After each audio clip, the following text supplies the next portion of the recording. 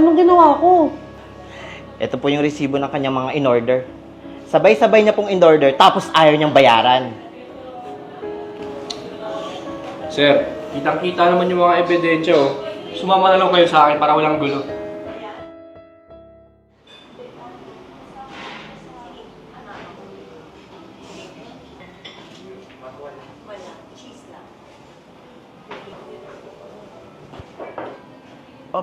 Ops.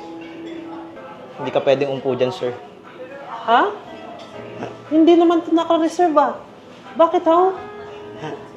Hindi to para sa katulad ng probinsyanong customer. Saan ko uli pwede umupo? Dito na lang po, sir.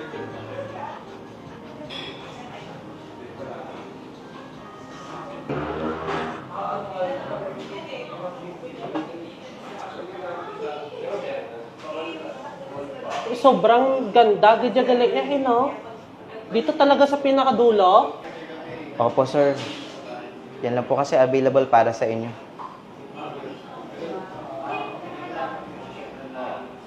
Available ang inyong pesto pasta?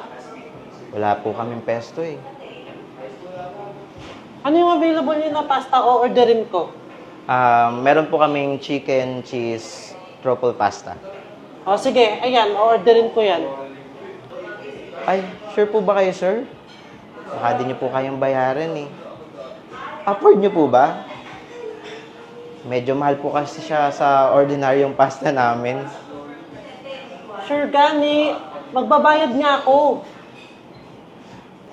Eh di ba kadalasan sa inyong mga Ilonggo, chicken inasal at yung mga mauusok lang, at yung mura lang kaya niyong bayaran? Ha? Tama ka ni mo, ya. Sobra ka na. Asan yung manager mo? Kakausapin ko. Teka sir, meron kasi akong importanteng tao na ipapakalala sa inyo.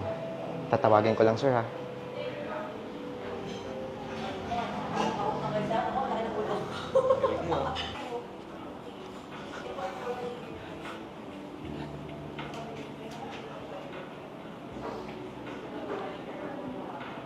Ako, sir, thank you, gid ha, kay ikaw yung dumating. Kagina pa ako yung pinagtritripan ng waiter na yan eh.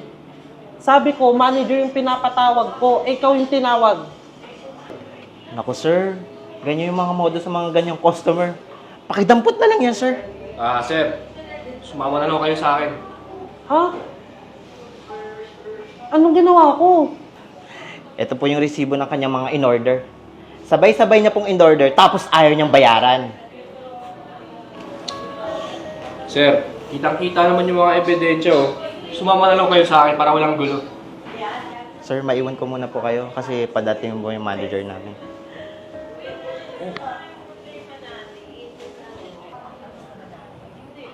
Oh, Koy, ayan, i-ready mo na yung table namin at lahat ng masasarap na pagkain, ihanda mo dun para sa ka-meeting ko. Yes sir, masusunod po. Ipaparedy ko na po lahat. Ayun, any moment nandito na yun at mag invest sa atin ng malaki yun. O, teka lang, natatawagan ko nga lang. Sir, wala naman po yung masama eh. Sir, ano po nangyayari dito?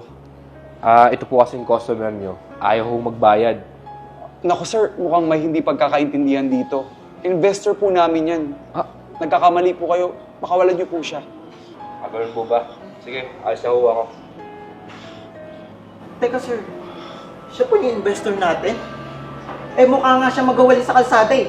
Oo, siya nga yung investor natin. At hindi mo ba alam na marami siyang mga restaurant at food outlet sa iba't ibang probinsya? Mayaman ka pala sir. Mukha kasing trapong Ilonggo eh. Hindi ko kailangan ipakita sa'yo lahat ng mga resources ko. Para lang irespeto mo ako. Dapat pag may dumating dito na customer sa restaurant nyo, ginagalang at wini-welcome mo. Sir, pasensya na po talaga kayo. Tatanggalin ko na lang po itong waiter namin. Sir, wag naman po. Wag niyo po akong tanggalin sa trabaho. Dito lang po ako sa exam at saka sa interview. No. Huwag mo siya tanggalan ng trabaho. Baka mawalan pa yun ng pangkabuhayan niya. Siguro paglampasuhin mo na lang tsaka paggugasin mo ng maraming pinggan para manuto siya sa ginawa niyang kasalanan. Narinig mo yun? Sir, sige po. Shall we proceed with the meeting po? Okay, tara. Ganda lang po, sir.